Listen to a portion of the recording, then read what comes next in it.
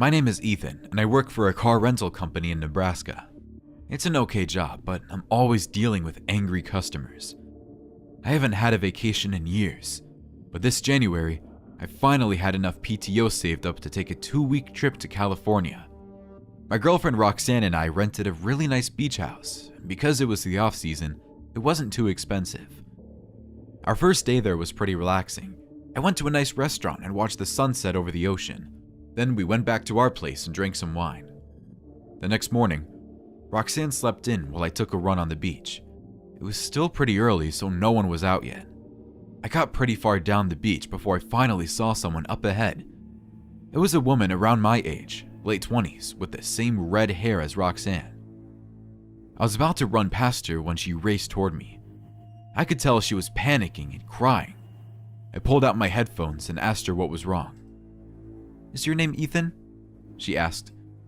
I studied her face, trying to see if I knew her from somewhere.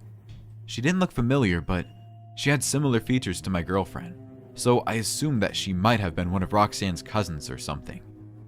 I told her that my name was Ethan, and then she wrapped me in a big hug. She wouldn't let me go for a long time. I had to politely push her away. "Who are you?" I asked. "You're going to think I'm crazy," she said, "but I promise you I'm not." Then she took a deep breath and told me that she was my daughter. I was so shocked, I laughed out loud. I knew I didn't have a daughter, and even if I did, this woman was much too old to be mine. She had to be mistaken, or maybe she was scamming me. I told her that she had the wrong person and started to back away, but she grabbed my wrist and held me in place. She looked really desperate. She begged for me to hear her out. And then she explained that her name was Madison. She was from 30 years in the future and she'd traveled back in time to save me. I didn't believe her, of course. Time travel was impossible. But she made me look into her eyes and see that she had the exact same eye color as Roxanne. Besides that, Madison was the name Roxanne and I both liked. It made sense that we'd choose that name for our daughter. I thought about what she had told me. She said that she came back to save me. I asked what she meant by that, and she said that her mom was going to kill me tonight. Before she could go into any details, her eyes widened and she froze. Without saying anything else, she ran off. I felt a hand on my shoulder and spun around to see that Roxanne was right behind me. That was why Madison had to run off. Roxanne didn't get a good look at the woman, so she asked me who it was, and I decided not to tell her the truth. Either Madison was lying and Roxanne would think I was crazy for believing her, or Madison was telling the truth and Roxanne was planning to murder me. Roxanne raised an eyebrow. She could tell that I was hiding something from her, but then she dropped it and told me to walk back with her to the beach house. When we got back inside, I saw that Roxanne had already made breakfast. There was a huge spread of pancakes, eggs, and even some smoothies on the table. Roxanne never cooked at home, so it seemed really uncharacteristic of her. We sat down, and Roxanne just stared at me from across the table until I started eating. I got a very weird vibe. I wished I'd had more time to talk to Madison. She could have told me how Roxanne was planning to kill me. I still didn't believe her story, but I was getting really paranoid. I was starting to wonder if maybe there was poison in my food. "Well?" Roxanne asked. "Are you going to start?" I had no idea how to respond, so I grabbed my fork and just started eating the pancake. It tasted delicious. If it had been poisoned, I definitely couldn't tell. I continued eating, but Roxanne still hadn't taken a bite. She was just staring at me. I was halfway done with my breakfast, and she still hadn't eaten anything. All I could think about was that the idea that my food had been poisoned. She asked me if I liked the meal, and I said yes. She tried to get me to finish everything, but I told her I was done and ran off to the bathroom. Just in case, I forced myself to throw up everything I'd eaten. I knew that it was stupid to be so suspicious of my girlfriend because of some made-up story, but I didn't want to risk it. When we got back out, Roxanne had cleaned up the table. I asked her if she'd eaten any of her own food, and she said, "A bit." I couldn't tell if she was lying. After that, we went out to the balcony overlooking the ocean. Roxanne leaned against the edge and invited me to stand with her. I slowly approached, but I kept imagining her pushing me over the edge. Maybe that was how she'd kill me. She kept encouraging me to stand close to her. I tried to act casual, but she could sense that I was on edge. She asked me what was wrong. I responded with the question, "Do you still love me?"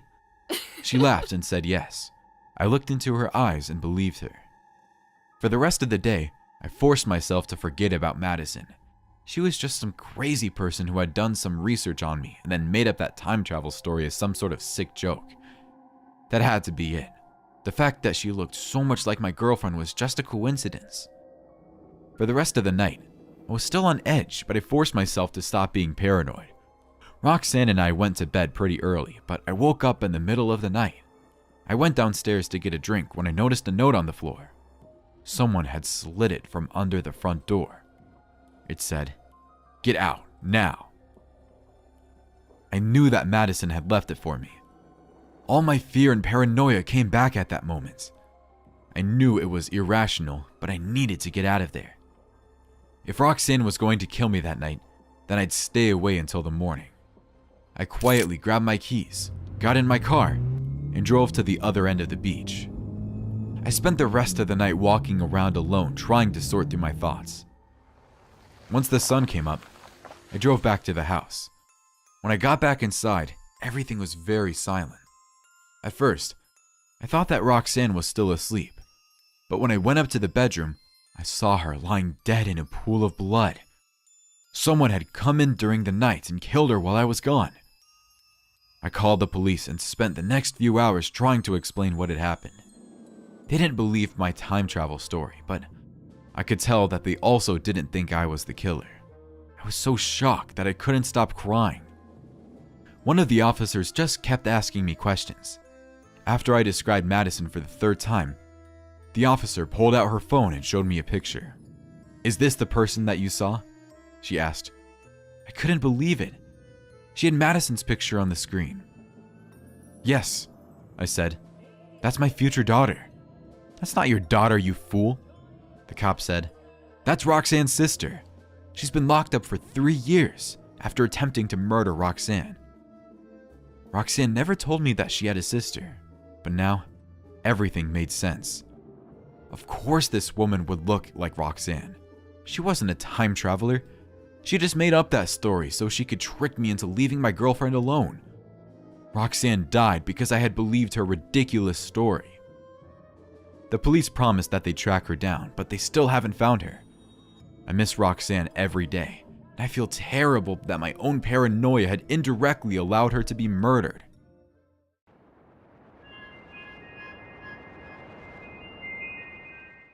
I worked for a tech startup outside San Francisco. I didn't make a lot of money, but my boss assured me that once the company unveiled its new products, my salary would triple. I've been there for 3 years, and they still kept telling me that the product launch was coming soon. I was starting to feel like they were just stringing me along.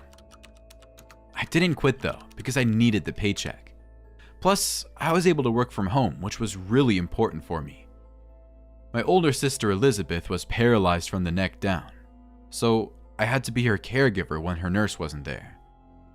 Elizabeth demanded constant attention, and her nurses never stayed with us longer than a few months. She was an extremely difficult patient, always shouting at her nurses and taking out all her frustrations on them. She was even worse to me. Sometimes I wished that she just died, but then I felt really guilty for the thought. One morning, I was spoon-feeding her breakfast when my boss Antonio texted me about a mandatory meeting. I cleaned up Elizabeth's face and then rushed over to my laptop. I expected the entire staff to be there, but it was just Antonio and me. He was the kind of person who never smiled, but that morning, he had a massive grin on his face. He told me that their product launch was finally going to happen. Just 1 month away, I knew this was amazing news, because that meant I'd finally have enough money to afford better full-time care for my sister. Antonio explained that there was still one more hurdle that we had to deal with. The product had only been tested in-house, so they needed one more trial from someone outside of the office, someone who would represent the average customer. Because I just worked in marketing, I had no contact with the development team. That made me the ideal candidate to test out the product. I tried to ask him what it actually did. After all, I'd worked for this company for years and I still wasn't told what they were developing. He refused to answer. He said that the whole point of this trial was that an outsider would be able to use their product without any negative effects. I really didn't have a choice. I wanted the company to succeed. I wanted the raise. So, I agreed. That afternoon, a small package arrived at my front door. Elizabeth was screaming at me at the time, so I almost didn't hear the doorbell. I rushed to get it and then opened it right away. Elizabeth demanded to know what I'd gotten, but I didn't want to tell her. Part of the trial was that I was sworn to secrecy, even with my sister. This made her mad. She screamed so loudly that I had to go outside for some peace and quiet. Sitting on my front stoop, I looked over the device, a small square with about 20 buttons. It looked extremely generic, like an old calculator. It came with a one-page manual. I guessed it was some kind of handheld projector, something to do with holograms. But when I read over the manual, I realized that it was something much, much better. The manual explained that the device was for memory tourism. By punching in the right code, I could be sent back to any point in my conscious life, which meant as far back as 5 years old. The experience would last for 3 minutes at a time. I quickly scanned over the warnings, none of which seemed all that important, and then I decided to do my first test. I typed in the date of my college graduation. I pressed the right buttons, and then waited. Nothing happened for about 5 seconds, and then my surroundings instantly disappeared. I was now back at my old school, surrounded by former classmates. It felt so real. I could feel the graduation robe hanging loosely over my body. I felt younger too, healthier. The constant headache that I'd had since I started taking care of Elizabeth full-time had completely disappeared. It was wonderful. I heard the dean call out my name, and I proudly walked onto the stage. I remember tripping over my robes on the way up the stairs, so I tried to walk slowly. Thankfully, I didn't trip. I received my diploma and then looked out into the audience. I could see my parents and sister in the front row, but they weren't looking at me. Elizabeth was throwing another tantrum, and both my parents were trying to calm her down. They'd missed my big moment. I'd forgotten about that part. Everything faded away, and I was back to the present. I couldn't believe it. I just experienced the past exactly as it had happened. Then I realized it wasn't exactly the same. In real life, I had tripped, but in this memory, I stopped myself from tripping. I was able to change one little part. I looked down at the manual one more time. The very last warning at the bottom of the page said, "Do not change any of your past actions." Did that mean that I could literally change the past? Was it a memory machine or an actual time machine? I had to find out. I ran back inside. The living room was an absolute mess. In Elizabeth's latest fit, she'd managed to ram her motorized wheelchair into the table, knocking my laptop and all my papers onto the floor. "Now will you tell me what you got?" she asked. I didn't have time to be mad at her. I had to ask. "Did I trip during my graduation?" "What?" I asked her again. "When I was on stage getting my diploma, did I trip?" She refused to answer. She thought I was making fun of her for being in a wheelchair. It didn't matter. I cleaned up her mess and set my laptop aside, hoping that it wasn't completely broken. Then I raced into my bedroom to try the device again. I figured I could do an easy experiment to find out. I set the device to 2 weeks ago when I'd gone to the salon. Instantly, I was taken back to the hairdresser's chair. The woman asked me what I wanted, and I told her that I'd like to get red highlights. She tried to talk me out of it, but I insisted. This lasted for the whole 3 minutes. Then I was back in my bedroom. I looked in the mirror and saw that my hair now had red highlights. So it worked. I had actually changed the past after all. This machine was going to change the world. And I know exactly what I was going to do with it. The manual advised against traveling to any time before you were 5 years old, because memories aren't fully formed before that age. But I had to risk it. I had to go back to when I was 4, when Elizabeth had her paralyzing accident. I started the device, sending myself back to Elizabeth's 6th birthday party. We were near my uncle's empty pool. Elizabeth had wanted to impress me by jumping off the diving board and landing on an inflatable raft. That was how she became paralyzed. The horrible moment was seared into my memory. Just as I'd remembered, Elizabeth and I were racing toward the diving board. None of the adults were paying attention. But then, something strange happened. I stepped onto the diving board instead of Elizabeth. "Get off there!" she screamed. "I told you it wasn't safe." "I'll be fine," I told her. The words just came out of my mouth. I could feel the board creak under my feet. "No!" Elizabeth screamed. She ran toward me, trying to pull me off the board. She wrapped her arm around me, pulling me back, but in the process, she slipped off the edge and fell into the pool. I looked down and saw her lying there, her neck twisted to the side. That was when the memory ended. I was back in the present, struggling to catch my breath. Nothing made sense. Elizabeth chose to jump.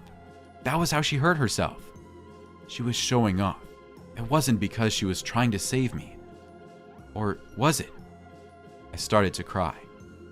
All this time I thought that my sister had caused the accident herself, but I had misremembered the whole time. She was paralyzed because of me, because she was trying to save me. I was too numb to move. Slowly, my bedroom door creaked open and Elizabeth powered her wheelchair into my room. She saw me sobbing on my bed. "I'm sorry about your computer," she said. "I didn't mean to break it." I looked up at her and asked, "What do you remember about your accident?" She didn't answer for a while. Then she said, "Nothing. It's all a blur. All I know is that I shouldn't have gone near that pool." I could tell that she was lying to me. She knew that she'd fallen because she was trying to save me. All this time, she never told me the truth. Elizabeth noticed the look on my face. "You remember it now, don't you? Did that machine help you remember? Why didn't you tell me?" "I was glad you blocked out the memory," she said. "When you were a kid, you were always so wild and reckless. I was so worried that you would hurt yourself. If I hadn't been there." "I can fix it," I said.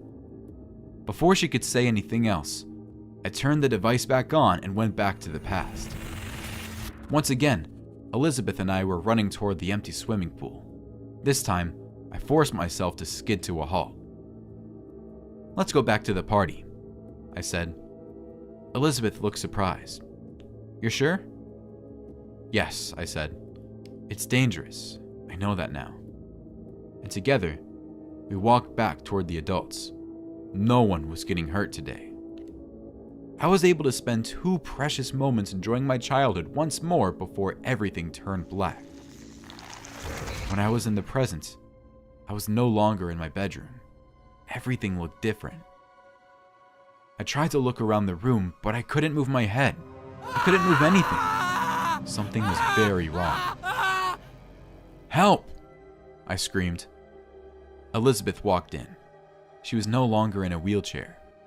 I was. She looked at me, annoyed. "What is it this time? Do I need to clean you again?"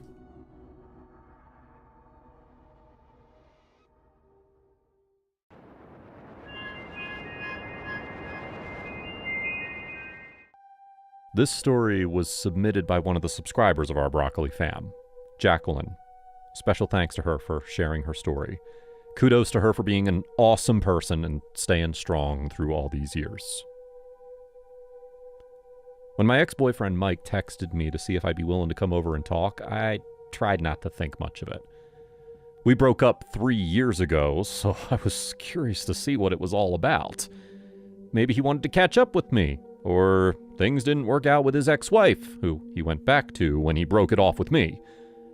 Mike and I met in high school and dated on and off since then, so we've known each other for about 20 years and spent 11 years in a relationship. During one of the periods when we weren't together, he met Haley. They fell in love, got married, and had 2 kids. Unfortunately, Haley didn't turn out to be the most stable person, or mom, so Mike ended up leaving her.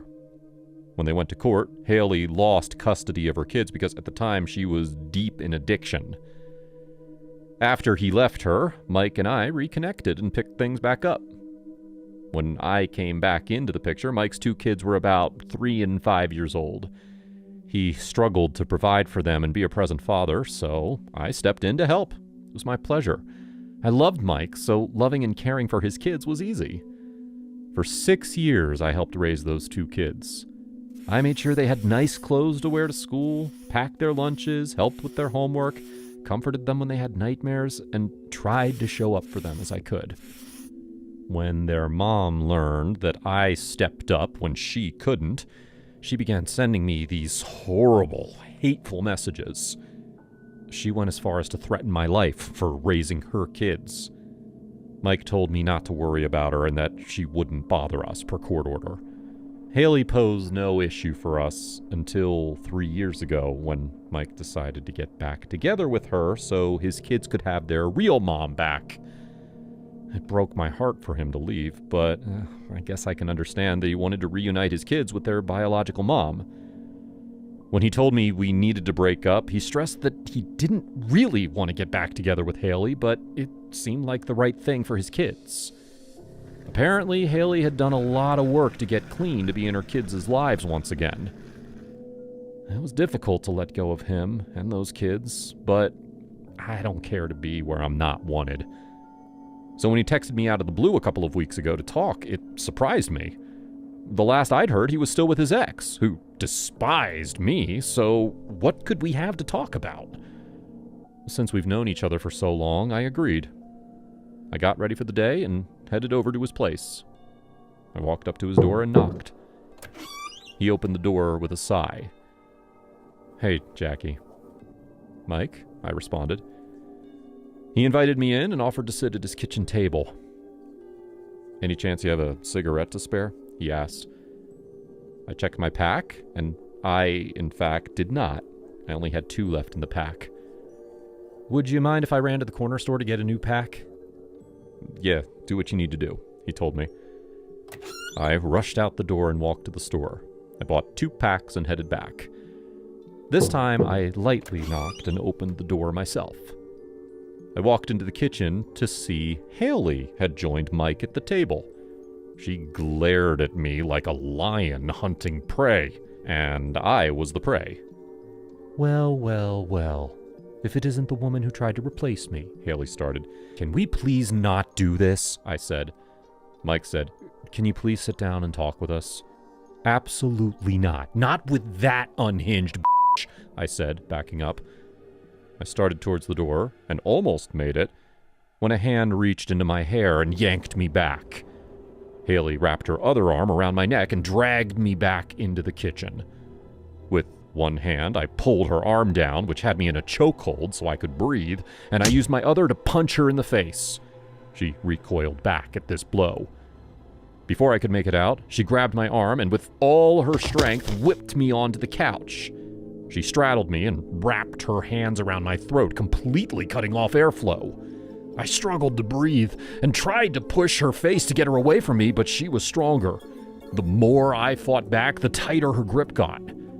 I couldn't even think of Mike, who was just watching this all happen. He just sat back and watched as his deranged ex-wife was killing me. I genuinely thought that was it. I was going to die at the hands of a mother who was mad at me for stepping in when she was unfit. Just as I started to see black, I heard Mike say, "Let her go, Haley."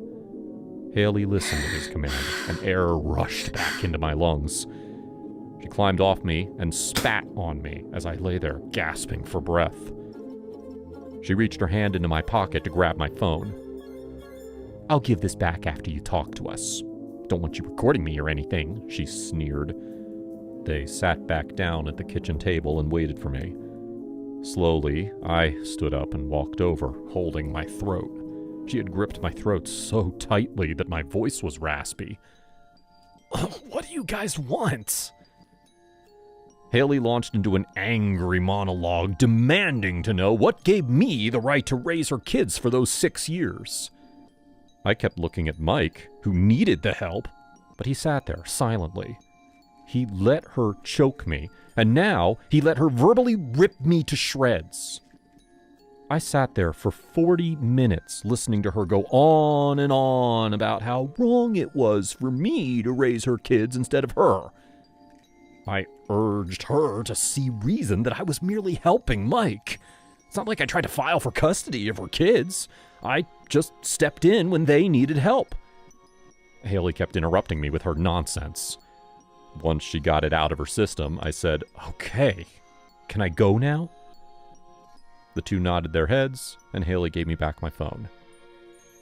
Before I left, I turned to Mike and said, "Do not contact me again." I shook my head at Haley and left. In the days following, dark bruises formed around my neck. I had to use foundation to try to cover them up for work so people wouldn't ask me what had happened. I expected that kind of behavior from Haley, but I was disturbed that Mike let her ambush me. He just stood there, watching her strangle me for at least 3 minutes. He watched me struggle to breathe, trying to push her off, and he could have stopped at any time. Why wait as long as he did? This is a man I've known since we were teenagers. I had loved him at one point, and he loved me.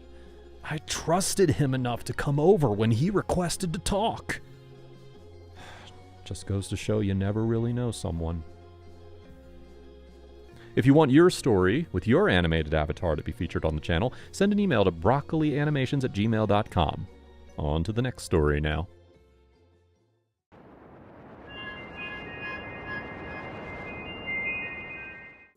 Everything started to go downhill on the 5th day, when Cindy called Raphael a greedy bastard because he ate more portions than the rest of us.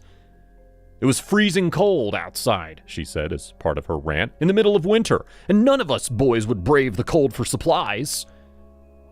She maintained that she had watched Raphael take more beer and food than the rest of us, and she'd had enough of it because it meant that the rest of us would starve when we ran out of supplies. It was not the will to drive out that was the problem. It was the fact that we could not, I reasoned from what she said. The snow on the path from our winter vacation abode to the nearest store was at least knee-deep. It was too much work, and we had calculated all of the heavy snowfall in our shopping. What we had not calculated was Raphael's heavy appetite.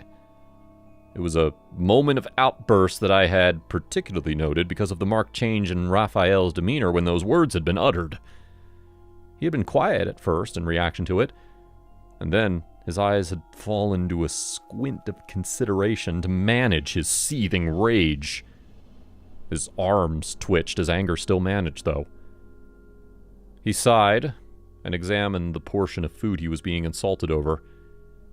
He heaved to exhale, and the mist of the winter cold escaped his nostrils.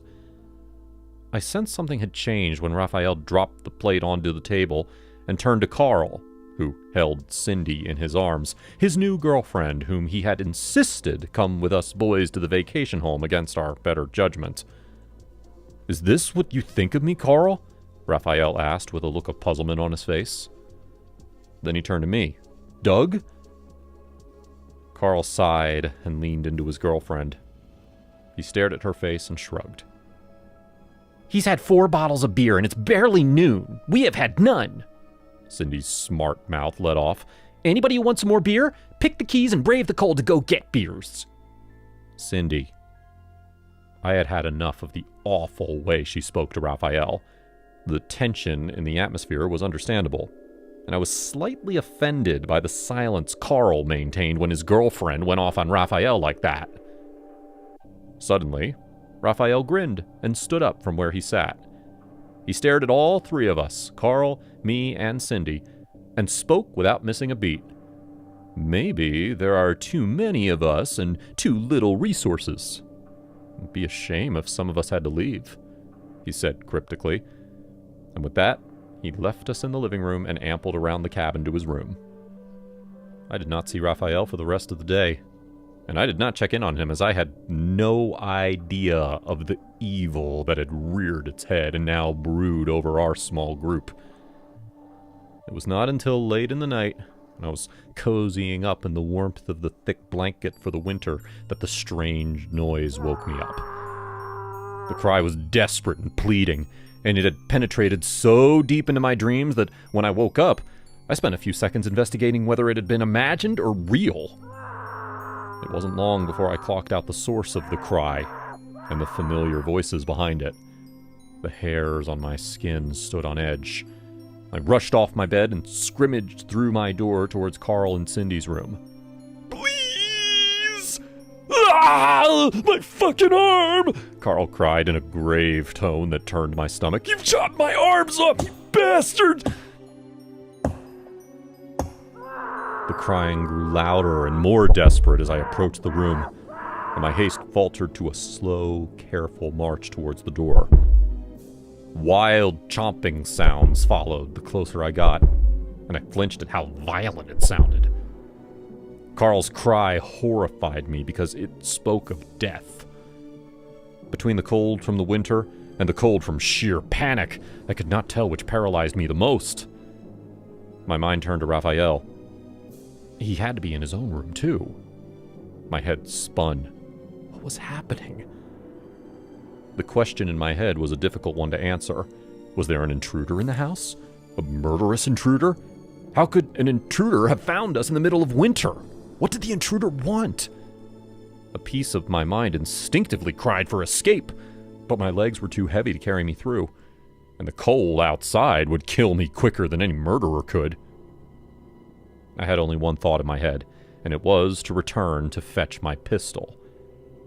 I hurried back to my room as stealthily as I could, and Carl's screams faded the farther I got, until all was quiet.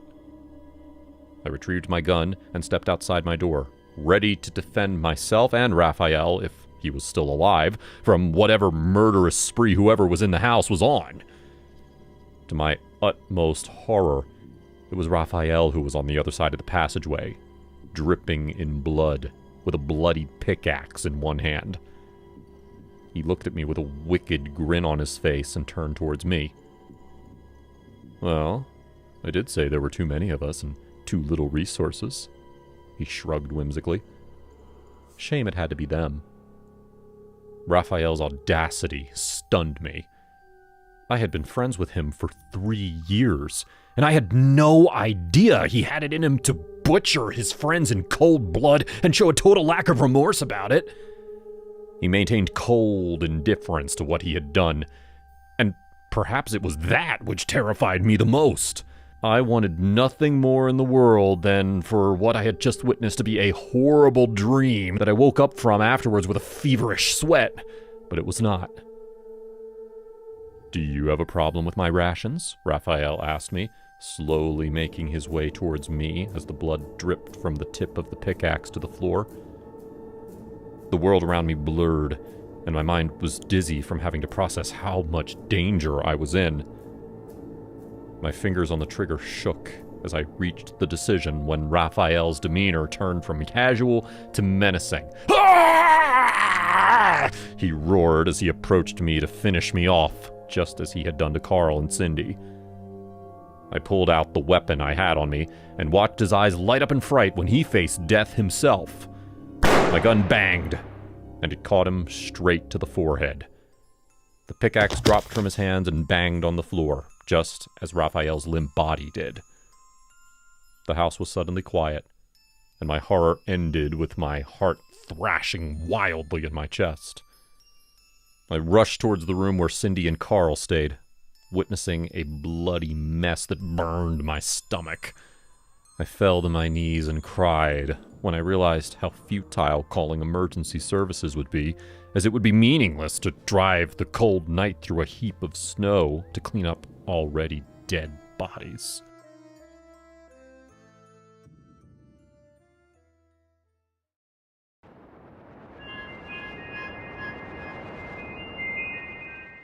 Last year I visited my parents at their new place. They had moved into a gated retirement community outside San Diego, and they were really excited to show me. Both my parents had always been very active, so I knew that living in a community like that would be a great fit for them. They had a community center, a pool, and weekly events. My mom even volunteered to lead the HOA. As part of her position, she patrolled the neighborhood and looked for any areas of improvement in the houses. As a former real estate agent, that seemed like a fun activity for her. So I flew into the San Diego airport and took a rental car to their community. Right away, I could tell it was a nice, welcoming place. I was able to stay there as a guest for 1 week maximum, which was totally fine with me. Mom showed me around the neighborhood, while Dad stayed behind to get the guest room ready. We met a couple of their neighbors, who all introduced themselves. I guess my mom talked about me a lot because they seemed to know everything about my life.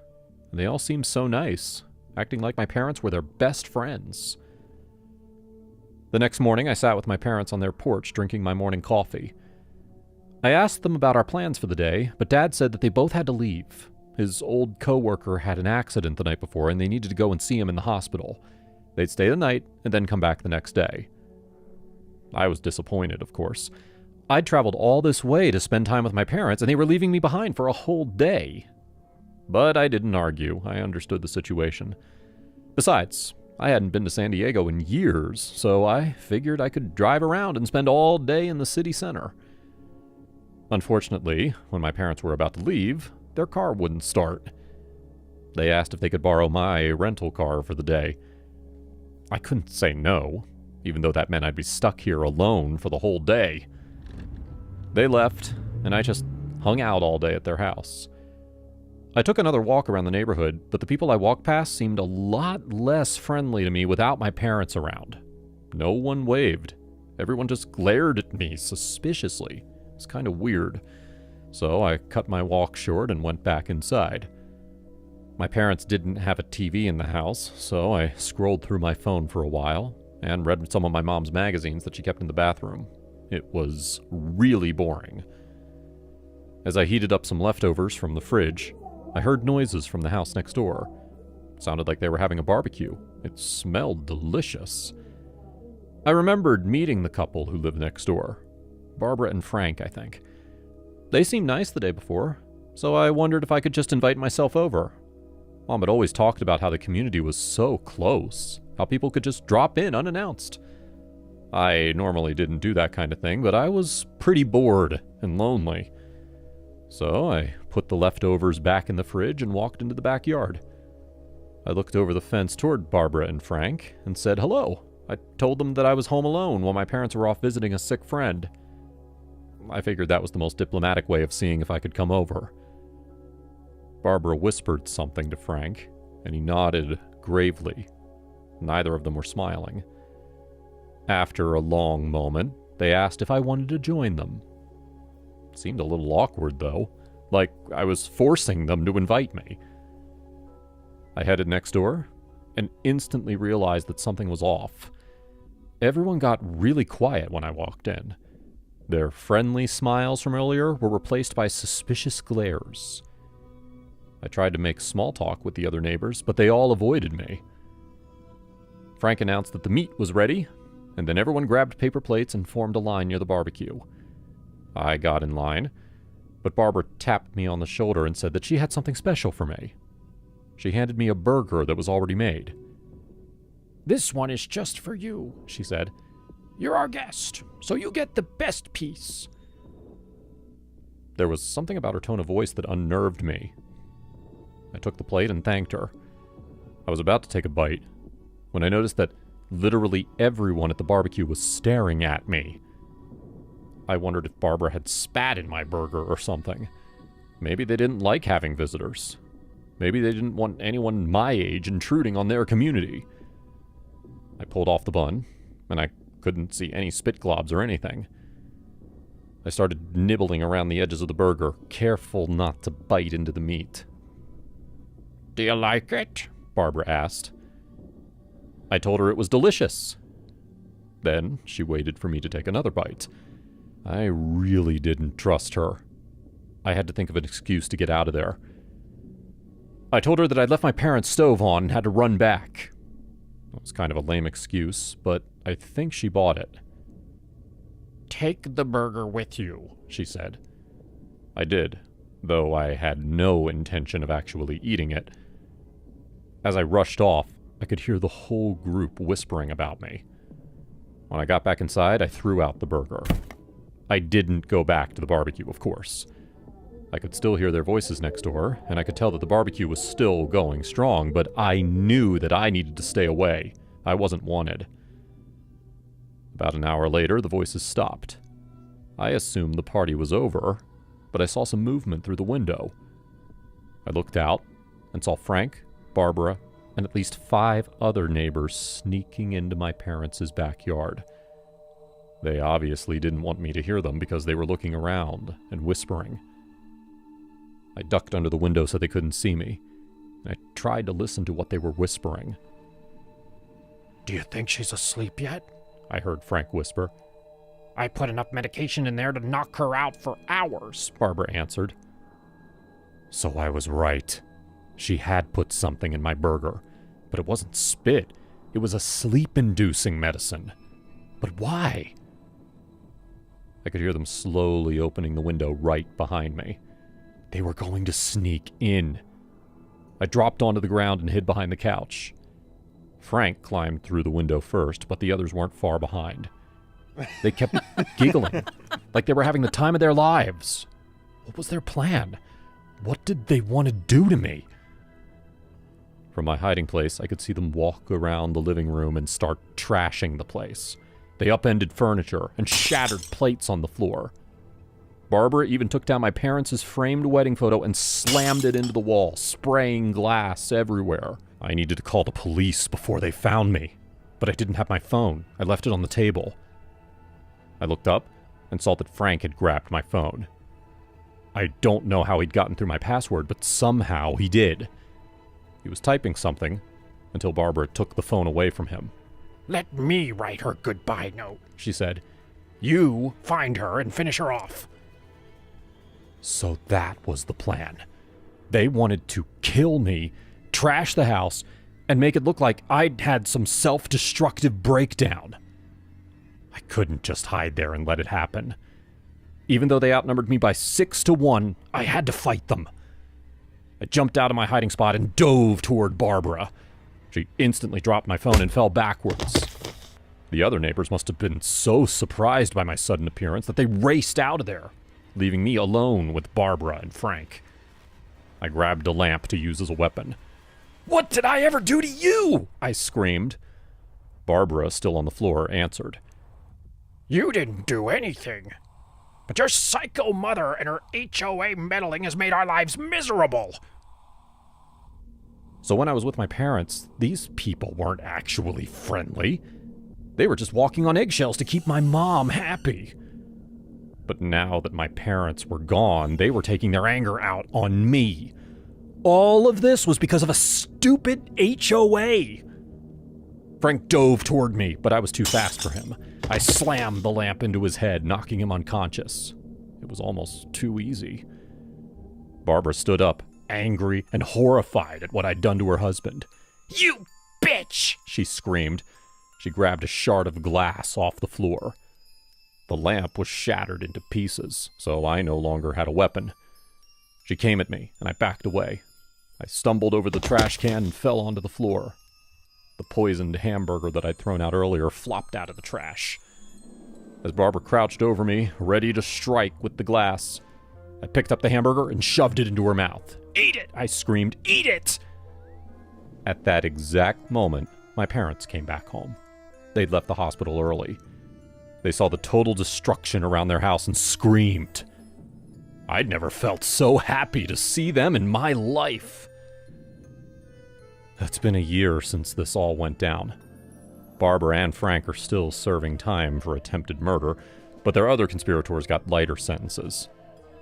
My parents sold the house and moved back to their old neighborhood. When I retire, I will never live in a gated community like that. It makes people go crazy.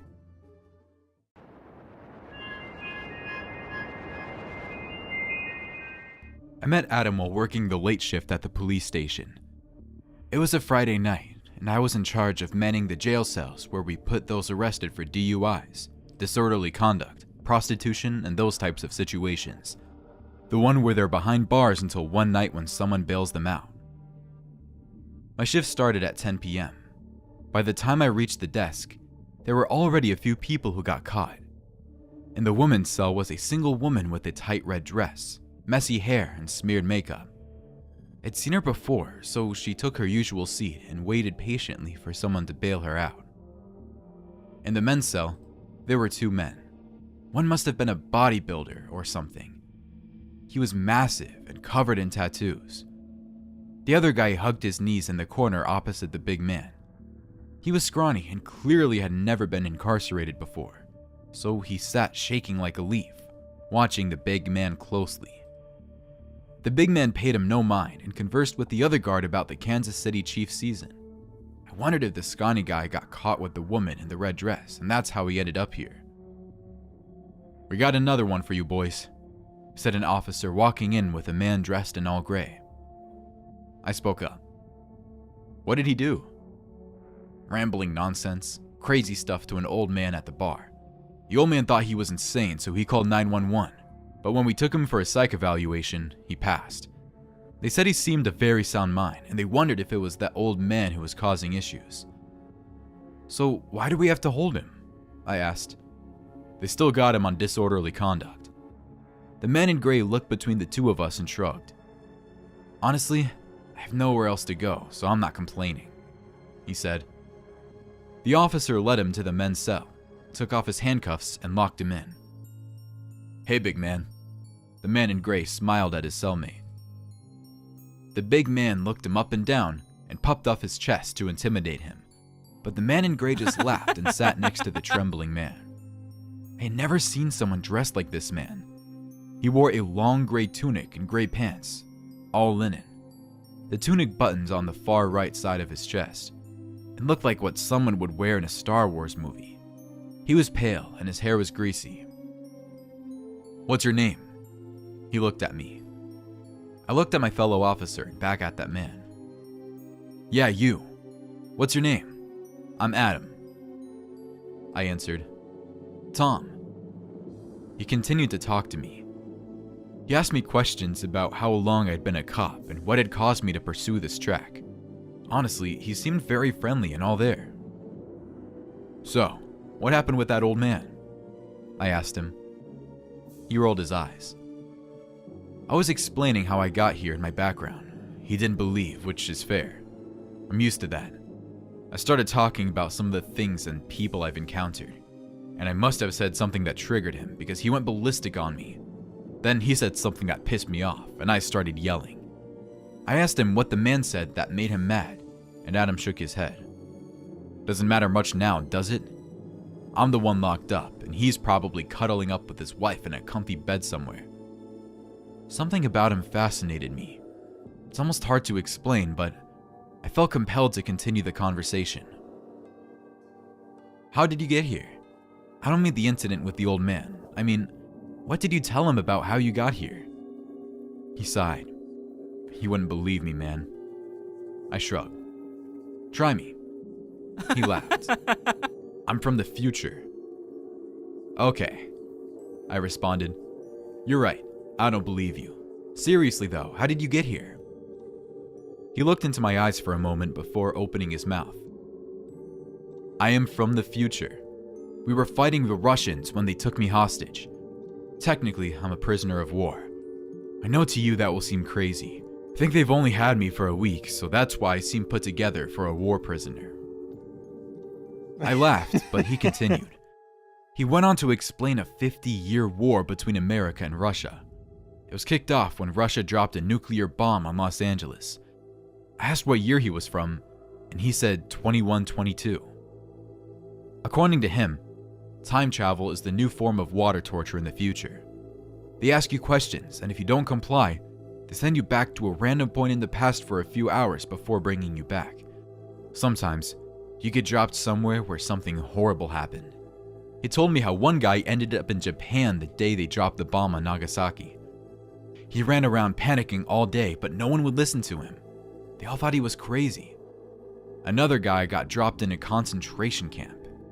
In that situation, they couldn't leave him there too long, or else the Nazis would have killed him. Then other times, like his current situation, they drop you somewhere harmless and you have to roam for hours until they bring you back. Adam went on to explain how slowly the constant parade of people who don't believe and time travelers start to make them question their own reality until they really do go crazy. People get to a point where they don't believe in themselves and are left in a confused state until they die. I mean, can that really happen just from people not believing you? Adam stood up and walked to the bar, so he stood across from me.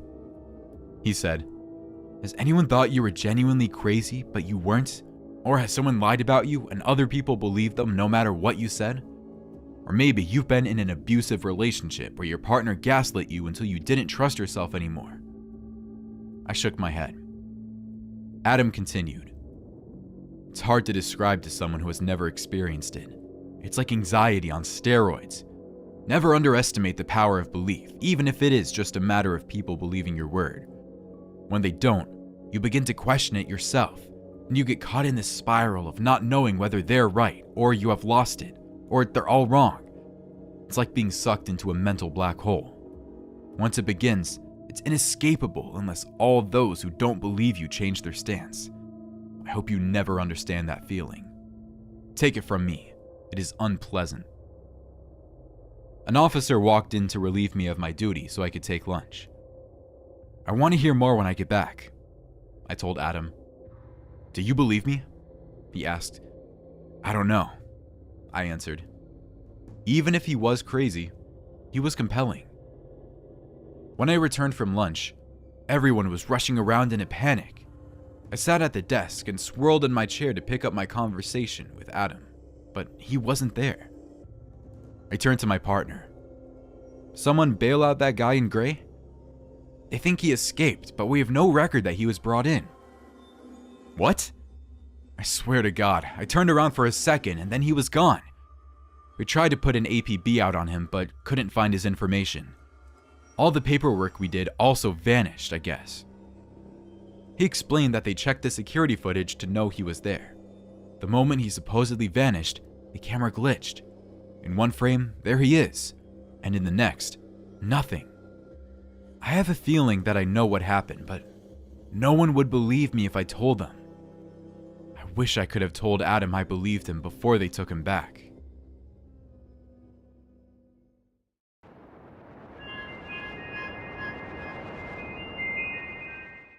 My name is Jesse. I have a huge family and we always shower each other with gifts for all the holidays.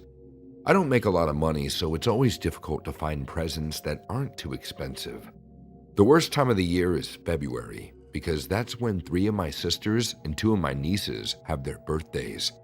I usually go shopping right after the holidays to try to find the best deals, but this year I had to work over Christmas vacation, so I didn't have time to shop until the end of January. By then, all the best deals were over. I had to think of a group present that wasn't too expensive, so I went online and found a brand new escape room in my town. It didn't have any reviews yet, but the pictures looked appropriately spooky and most importantly, it was cheap. I reserved 6 spots for me and all the girls having birthdays. I texted everyone that I was planning a group present and asked which date would work best for everyone. We settled on the Saturday after Valentine's. I arrived at the escape room first and instantly had regrets. It was located inside a big, sketchy-looking warehouse on the outskirts of the city with no signage or clear entrance. I was about to text everyone to cancel when a van pulled up with the rest of my family. My oldest sister, Nancy, got out first. She seemed really impressed with the place, like it was intentionally run down. They all started walking towards the building, and I was the last one to enter. We ended up inside a dingy waiting room with fluorescent lights flickering from the ceiling. There were dark red stains on the wall that definitely looked like dried blood. No one was there to greet us. I was surprised that everyone else seemed excited to be there. I was the only one who felt uncomfortable with the whole situation. When I had seen the photos online, I thought that the escape room had great decorations to make it look dangerous and off-limits. I had no idea that there were no decorations. It was all just an old, dilapidated building.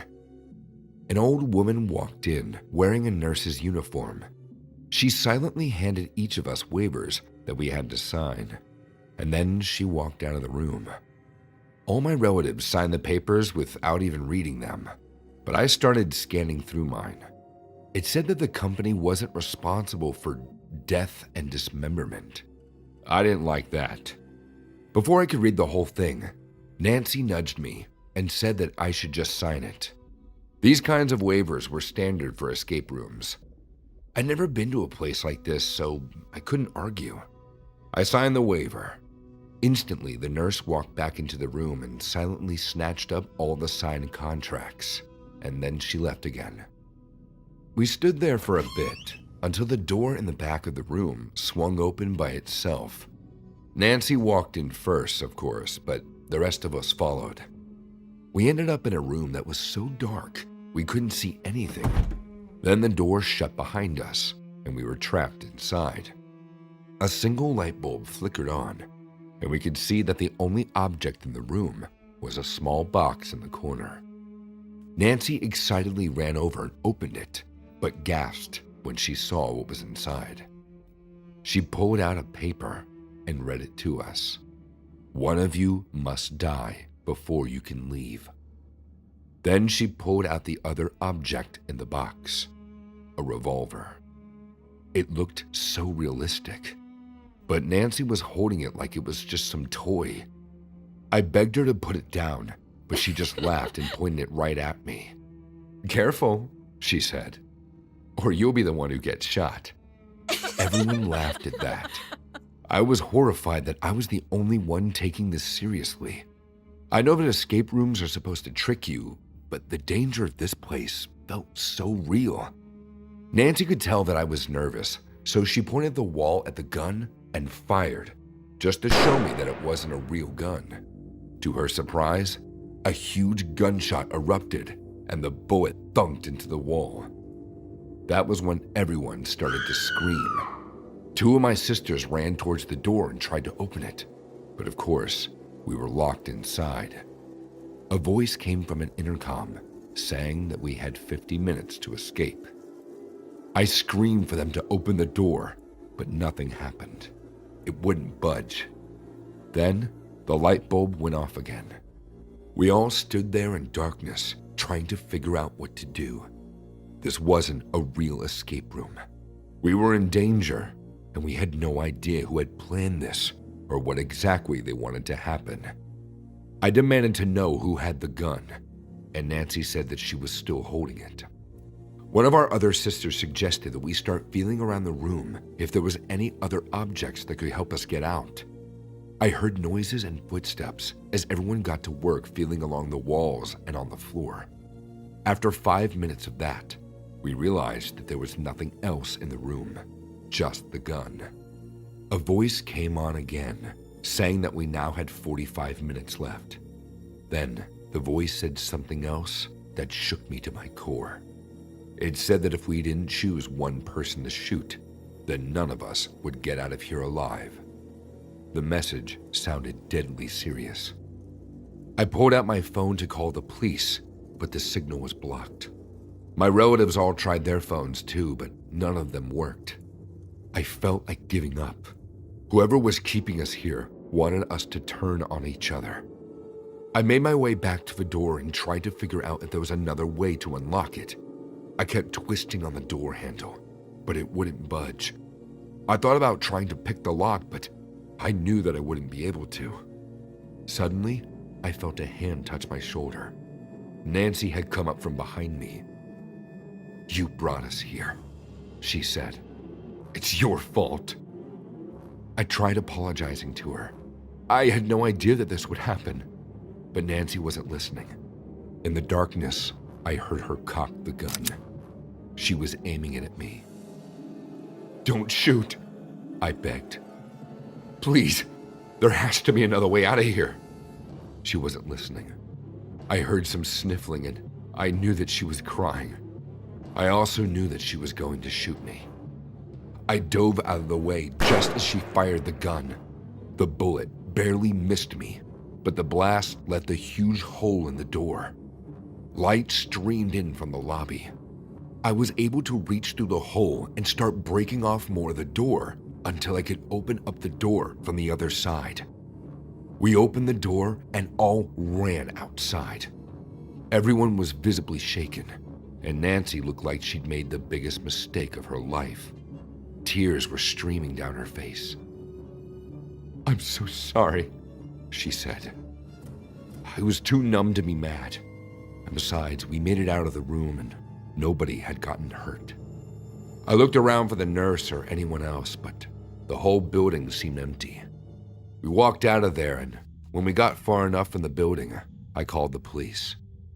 They arrived 5 minutes later, and Nancy showed them the gun. We explained what happened, and the police searched the area, but they didn't find anyone nearby. And when they went online to look up the escape room, the website had been deleted.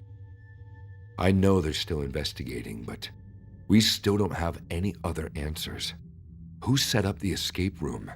What was their big plan? We might never know. All I know for certain is that I will never do an escape room again.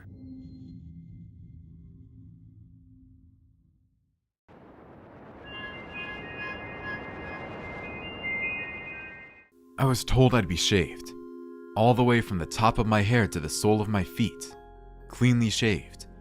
My lashes and brows would also be clean, and my toenails would be clipped and covered with a special type of material to make them softer and accommodate me into a new type of life that was possible on the other side of the portal. Any extremities on the body poking out of my flesh when I ported through the machine was dangerous to myself and to the mission. "It's like being born again, Dave," Mr. Rosenberg said to me. Mr. Rosenberg insisted human beings were yet to find the cure for the sundry illness because we were looking at the symptom of an event rather than checking for the source of it. Children, he said, were the most important element to look out for in solving most of the world's problems with illness and disease. He alluded to the biblical Christ. Humans did not need sex to reproduce. It was all the work of an alien civilization populating our species. If it wasn't so, every time humans had sex, a child would be born, he argued. I didn't care for his argument, so I let him go. But humans are too soft to the needful, and we fawn over those little beings, seeing ourselves in them and wishing to protect them when we should be protecting ourselves from them. The children who come to the earth through the belly of their parents, with hairs or nails on their body, are impure beings transported from other realms to ours, and they bring their filthy diseases with them. Mr. Rosenberg insisted that he had submitted papers with evidence documenting what he was talking about, but nobody had cared to listen. So, he had turned his attention to something far more convincing: time travel.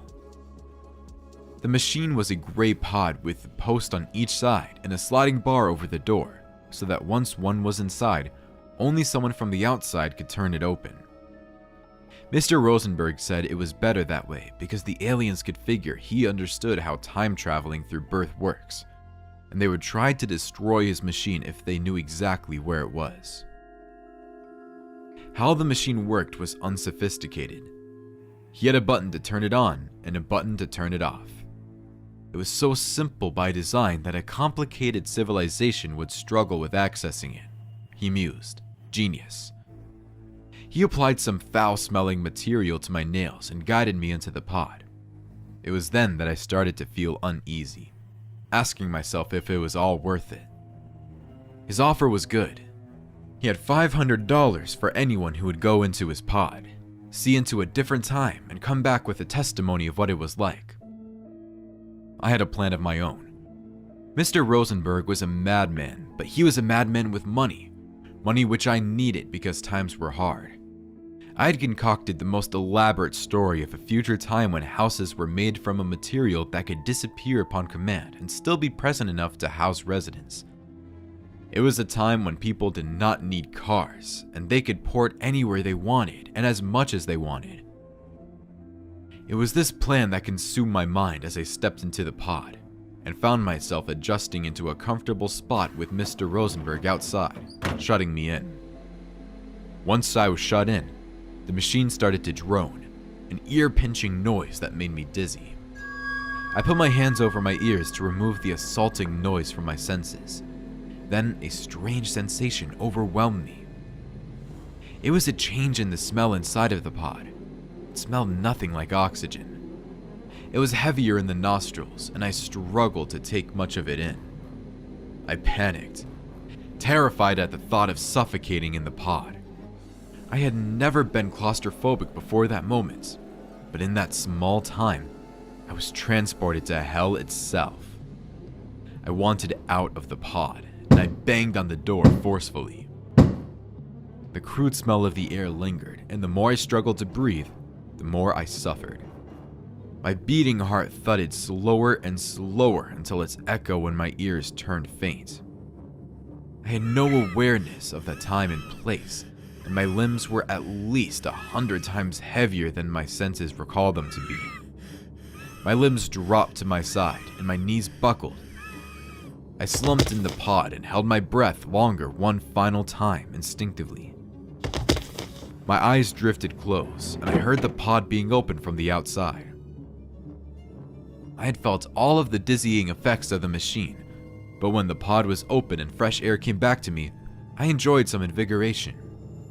In a bid to make my testimony more believable, I was in no haste to speak to Mr. Rosenberg. I simply remained as I was, eyes shut and limbs relaxed. Mr. Rosenberg spoke without trying to wake me up, and I had never felt as chill as I had in my life when he confessed his true intent. "I hope you taste better than the last one," he mummed close to my ear as he bent over to pick me up and dump me onto his trolley. My blood ran cold in my body as I pondered on what he could possibly have meant. I only wanted $500. Mr. Rosenberg rolled me in his trolley into a freezing room as I continued to play dead, and what I saw confirmed the worst horror I could have imagined when I heard his words. He dumped my body on the floor, and I slit my eyes open to the sickening view of another neatly shaved human with a portion of his chest cut off. I threw up in my own mouth as the stench of bloodied flesh sunk into my nostrils. "Aha!" I heard Mr. Rosenberg say with the accompaniment of blades clanging. My heart almost burst out of my chest from how horrified I was. The pace of my blood pumping through my body offered some internal warmth in the cold freezer. Mr. Rosenberg's gloved hands grabbed my shoulder and he turned me over. He suddenly had the eyes of the devil himself, black and utterly evil as he held that knife over me, ready to kill me off for his cannibalistic enjoyment. I wasn't thinking clearly when I reacted. I attacked his hands bearing the sharp knife and slammed it up against his face. The pointy end of my blade missed his face by inches, but jammed into the more fatal area of his neck.